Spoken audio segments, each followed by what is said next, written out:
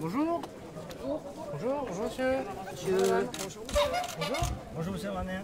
Est-ce que vous pouvez annoncer si on aura des suppressions ou pas dans notre ministère cette année? Alors oui, on l'a déjà dit. D'ailleurs, c'était. Alors on discute, soit on discute entre nous, soit on fait de la politique. Et dans ces cas-là, je vais visiter. Je dis que vous êtes irresponsable et vous direz que je suis un idiot. Donc voilà, on discute. Bon, d'accord. Non, c'est entre nous parce que sinon. Entre nous. Puis comme vous avez vu que personne ne nous écoute en plus. Non, voilà. C'est très discret. Mais si vous voulez, on peut demander aux journalistes de partir. J'ai aucun problème. Oui, on a dit qu'il y aurait des suppressions d'emplois. D'ailleurs, c'est le programme du président de la République. Chacun d'ailleurs a le droit de voter pour qui souhaite à l'élection. Par contre, ce que je dis, et je m'y suis engagé, et vous pourrez constater ça, monsieur le directeur général des finances publiques m'accompagne. Voilà. Mais venez, monsieur le directeur général. Oui, on s'est allumé tout à l'heure. C'est que nous le ferons d'abord en regardant l'émission, et pas peut-être comme cela a été fait, et je peux rejeter sur personne la faute, c'est très difficile sans doute en responsabilité, en faisant du paramétrique à 1 sur 2, 2 sur 3. Quand on supprime la taxe d'habitation, ce sera le cas dans 3 ans, il y a, vous le savez bien, des milliers d'agents publics qui s'occupent de la taxe d'habitation.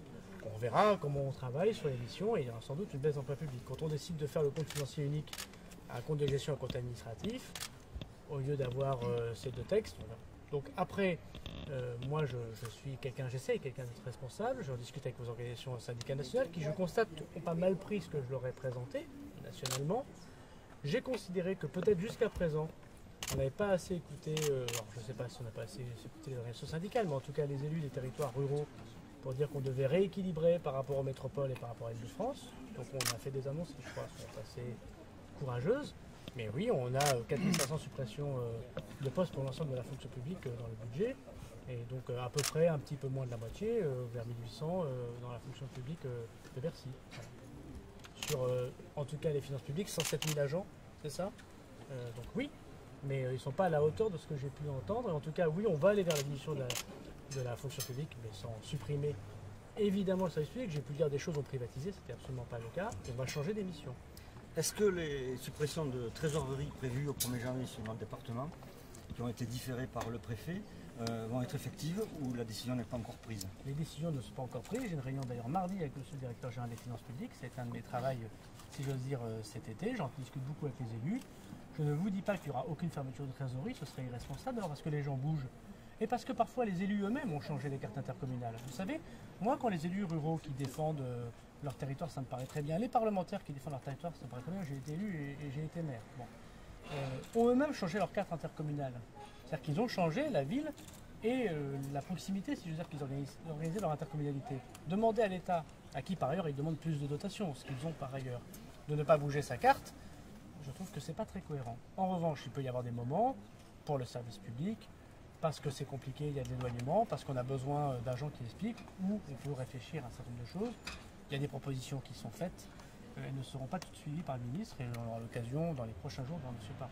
Et je recevrai d'ailleurs, bien sûr, les organisations syndicales, que je reçois toute la semaine prochaine, mais je recevrai aussi les élus, et notamment le président de la fédération, le président de l'association des maires qui m'a demandé rendez-vous dans votre département, et je l'écouterai avec plaisir, et j'écouterai les parlementaires qui m'ont fait effectivement un certain nombre de propositions. Une question, monsieur le ministre, s'il vous plaît.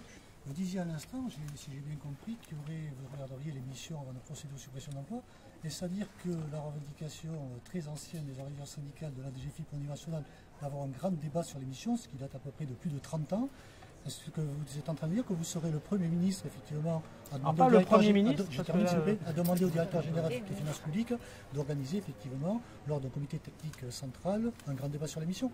Mais je l'ai annoncé. Alors, peut-être me suis-je mal fait entendre. D'abord, le directeur général des finances publiques me l'a proposé dès mon arrivée au ministère, et je l'en remercie, il a toute ma confiance.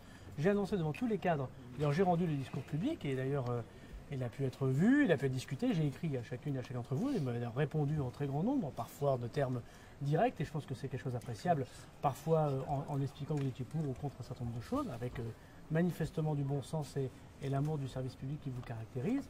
J'ai dit que nous commençons cette grande distribution, si je veux dire, d'émissions et de discussions. Donc nous l'aurons avec bien sûr les organisations syndicales, évidemment. Nous l'aurons dans les débats territoriaux. J'ai demandé notamment à M. le directeur général des finances publiques sur 7 départements français de voir comment on pouvait imaginer des restructurations différentes, parce que vous savez, les citoyens, vous le savez bien, vous-même vous êtes citoyen, ils n'acceptent plus de prendre une demi-journée de congé pour aller faire un papier administratif. Et en même temps, il faut de la présence humaine pour répondre à des interrogations. Donc il y a la vie qui change, le service public, si on l'aime, et je sais que nous l'aimons tous, eh ben, il doit s'adapter aussi à la vie des gens, parce qu'un service public qui ne bouge pas, c'est un service public qui va être dépassé par la vie des gens. Et donc oui, il y aura un débat sur ces missions tout au long de cette année. Je l'ai annoncé à la réunion des cadres. En novembre, j'aurai l'occasion de réunir de nouveau tous les cadres de Bercy. Et j'aurai l'occasion, comme je le fais à chaque fois, dans tous les territoires, à chaque fois que les organisations syndicales me demandent rendez-vous, d'avoir ces discussions tout au long de l'année. J'ai fait beaucoup de propositions extrêmement concrètes. On peut d'ailleurs pas être d'accord sur tout, mais je crois qu'on ne peut pas dire que ça reste comme avant. S'agissant du prélèvement à la source, oui, qui est obligé d'être venu aujourd'hui dans les services, notamment au centre de contact, pour présenter cette contre-réforme, parce que pour moi une réforme est synonyme de progrès, c'est pas le cas là. En tout cas, bon, il m'arrive d'écouter le journal télévisé. J'ai entendu avant-hier soir sur France 2 que le gouvernement dont vous faites partie, étant donné que vous êtes ministre de l'Action des Comptes Publics, se donnait jusqu'au 15 septembre pour effectivement confirmer ou infirmer la mise en place du prélèvement à la source au 1er janvier 2019. Donc, qu'en est-il réellement? D'abord, c'est une réforme qui est très positive et que je crois que les syndicats s'enorgueilleraient, d'ailleurs toutes ne le combattent pas, parfois même certainement demandé, d'accompagner les gens qui sont salariés, employés, qui ont des CDD, qui ont des intérims. Je pense qu'il faut aussi prendre en compte, monsieur, ceux qui n'ont pas l'assurance de l'emploi et qui ont des changements de rémunération très importants. Ce matin, j'ai visité une entreprise, elle embauche des intérims. Et ben, c'est des gens qui ont de la rémunération mais qui n'en ont plus, selon le marché du travail, selon la croissance, selon les difficultés. Et je pense que l'intérêt général consiste à regarder à notamment les gens qui ont des difficultés. Vous savez mieux que personne, parce que vous connaissez votre métier, si je veux dire, depuis plus longtemps que moi. Je ne suis pas fonctionnaire, encore moins de Bercy, donc j'ai beaucoup de respect pour votre engagement. Et il y a 7 millions de personnes qui voient des revenus très différents changer. Moi, j'ai été maire d'une commune très populaire et très ouvrière, avec des gens qui faisaient des emprunts de consommation, qui allaient en surendettement parce qu'ils avaient des difficultés parfois à payer leurs impôts. Vous savez que ça existe et ça peut être une question. Le prélèvement à la source n'est pas exempt d'interrogation. C'est pour ça d'ailleurs que nous mettons beaucoup de temps à la mettre en place, avec, si j'ose dire, des fonctionnaires très dévoués. 40 000 ont été formés, répondent à des questions. Je les sollicite beaucoup en ce moment et je les en remercie de montrer à quel point vous êtes une grande administration qui répond vite au public. Le prélèvement à la source se fera au mois de janvier. Il m'appartient, et c'est bien normal, avec M. le directeur général des finances publiques, avec tous ceux dont vous, si j'ose dire, dans votre vie, les fonctionnaires, que les choses se passent au mieux pour tous les Français. Les réformes, c'est toujours un moment de transition difficile. Alors quand on ne les fait pas, on dit le gouvernement n'a rien fait. D'ailleurs, les alternances politiques montrent que on n'est pas content parce qu'il ne fait rien. Et puis quand il est fait, on dit ah oui, c'est un moment difficile. Eh bien oui, c'est peut-être un moment où on doit tous se remettre en cause. Mais vous savez, le prélèvement à la source, c'est comme l'impôt en ligne. Moi, je suis un jeune ministre, mais de ce que j'ai vu de l'histoire du ministère, il y a quelques années, il y avait les mêmes positions syndicales et les mêmes interrogations sur l'impôt en ligne.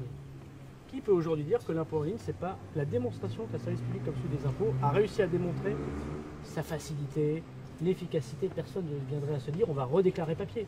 Personne. Voilà. Donc c'est finalement les réformes. Ça dépend des territoires. Hein.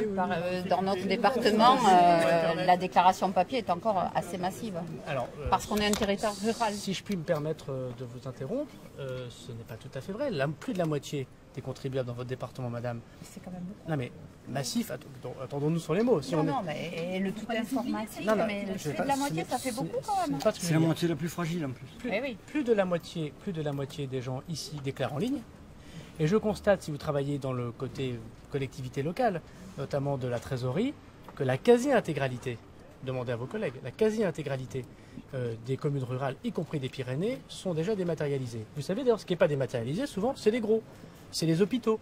C'est ceux qui ont plus de moyens pour dématérialiser qui ne le font pas. Donc moi, j'ai confiance, évidemment. Et c'est pas parce qu'on est dans un milieu rural ou un milieu montagnard qu'on n'est pas capable, bien évidemment, d'avoir des projets d'aller sur Internet. Alors qu'il y ait des zones blanches, moi je le comprends tout à fait, qu'il y ait des personnes âgées ou des gens qui ont des difficultés sociales. Oui, c'est ça. Madame, moi j'étais dans une commune où il y avait 40% de personnes sous le seuil de pauvreté et où il y avait une difficulté manifestement forte d'acculturation, puisque lorsque j'ai notamment, à ma petite échelle, dématérialisé les procédures pour inscrire les enfants à la cantine, partant du principe que les parents d'élèves pouvaient choisir les menus et à 19h pouvaient plus facilement aller sur Internet qu'aller à la mairie, il a fallu, et je m'en suis bien rendu compte, et de façon très pragmatique, j'essaie d'être pragmatique, d'avoir des gens qui aident les gens à s'inscrire. Et c'est pas parce qu'on a parfois un smartphone qu'on sait faire. Donc je suis tout à fait d'accord avec vous.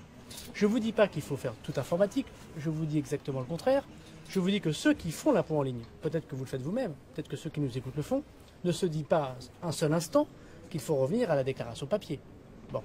Donc, et pourtant, vos syndicats, et c'est normal, chacun peut se tromper ou s'interroger, il y a 15 ans, 20 ans, étaient les premiers à dire c'est très compliqué de faire l'impôt en ligne. Et on aura les mêmes erreurs, on aura les mêmes problèmes. C'est comme le téléphone portable. Dans 5 ou dans 10 ans, tous les pays européens ont fait l'impôt à la source, on se dira comment on faisait sans le téléphone portable. Donc je pense que c'est une belle démonstration que vous êtes des agents extrêmement compétents, qui allez arriver à faire une grande transformation pour les Français. C'est vrai que pendant quelques semaines, les gens vont se poser des questions, les entreprises, les particuliers, vous-même. Moi, voilà, c'est normal, on fait une grande transformation pour les Français. Et je pense que ça démontrera que le service public, il sait se moderniser. Après, on ne sera pas d'accord sur plein d'autres sujets. Voilà. Et puis peut-être que dans un combat politique par ailleurs, vous ne soutiendrez pas le gouvernement. Et c'est la démocratie et celui qui gagnera. Mais voilà, c'est un autre sujet et on en est bien d'accord. Donc moi, je peux vous dire que je suis conscient, d'abord que j'ai beaucoup de chance d'être à la tête de l'administration fiscale, qui est une très belle administration et que je défends et dont je constate que les élus eux-mêmes disent à quel point elle sait se moderniser. Et en même temps, je vous dis que être contre tout le temps, ça ne fait pas avancer les choses. Et je constate malheureusement que, et c'est un débat que j'ai avec mes organisations syndicales extrêmement nombreuses, il ne m'est pas arrivé depuis 15 mois d'avoir de grandes différences avec elles. Et je constate qu'à chaque fois qu'ils ont, et c'est leur droit le plus strict, parce que je me suis aussi mis à la fonction publique, fait une grève, les taux de grévistes étaient de moins en moins importants. Ça ne veut pas dire. Ouais, alors là, Sarkozy disait on ne voit plus personne dans la rue. Ça ne veut pas dire, mais madame, bah, c'est vrai madame, ça ne veut pas dire que je n'écoute pas ceux qui font grève et qui posent des questions. Je suis le premier d'ailleurs, regardez, j'aurais pu faire comme beaucoup de personnes et rentrer directement loin du barriérage, vous voir. Bon. Donc, on est bien d'accord, vous voyez. Bon. Donc ça ne veut pas. Pardon? Non, c'est pas la mode, c'est normal, c'est respectueux. D'ailleurs, si vous êtes venu, c'est pour discuter. Ou alors vous êtes venu pas pour. On est d'accord sur le prélèvement à la source. Oui, mais ça c'est votre droit le plus strict. Parce que je trouve que vous en soi, on peut comprendre. Sauf que je pense qu'on met un peu la charrue avant les bœufs. Il faudrait peut-être une réforme fiscale et après on pourrait mettre le prélèvement à la source. Mais parlons d'abord de réforme fiscale. Là, non. Mais oui, la réforme fiscale, ça s'appelle de la. Madame, c'est ça. J'entends votre argument. Le prélèvement à la source. J'entends votre argument et il peut être bon. Là, vous faites de la politique et c'est bien normal, puisque faire ou pas une réforme. Vous êtes politique. Bien sûr, mais vous êtes syndicaliste. Présentez-vous à une élection. Mais bien sûr. Mais je vous fais aucun reproche, on en discute. Mais acceptez l'idée.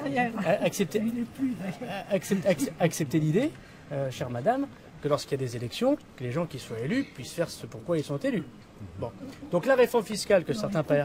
Mais après, on peut quand même dire madame. Ce qu'on a à dire. Ben, sinon, le président de la République, quand il ne fait pas son programme, on dit qu'il ne respecte pas ce qu'il a fait devant les Français. Et quand il le fait. Mais on a promis de baisser l'impôt sur les sociétés, de supprimer la taxe d'habitation, de supprimer l'ISF.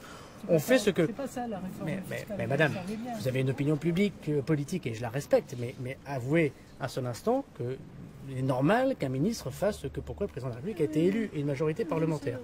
Il y a 14 mois, les Français, parce qu'on est une grande démocratie, ont voté par 2 fois, ont confirmé leur choix.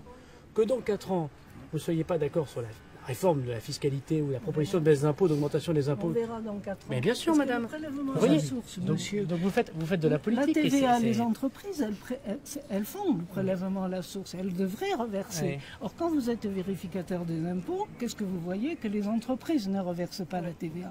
Et vous imaginez que certaines entreprises ne vont pas faire comme elles font actuellement, de la trésorerie sur le dos des salariés.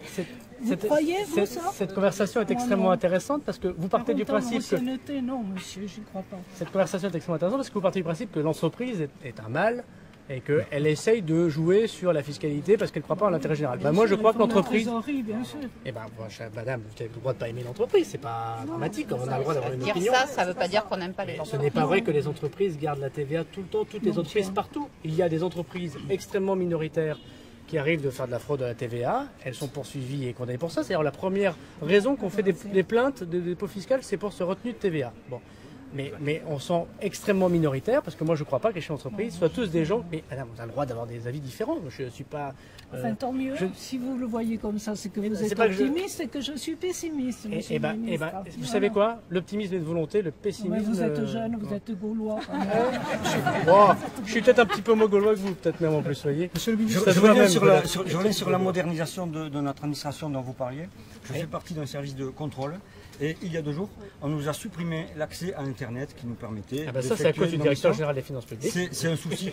Oui, tout à fait, j'en profite pour vous le dire. Voilà. Par un souci d'économie, on nous a enlevé un moyen très important pour lutter contre la fraude fiscale. Je ne parle pas des effectifs, puisqu'on nous supprime aussi des effectifs, mais il y a 2 jours, on nous a supprimé le full Internet dans mon service et on peut lutter ainsi moins efficacement contre la fraude. Ça va à l'encontre d'un discours sur la modernisation de notre administration qui se veut connectée.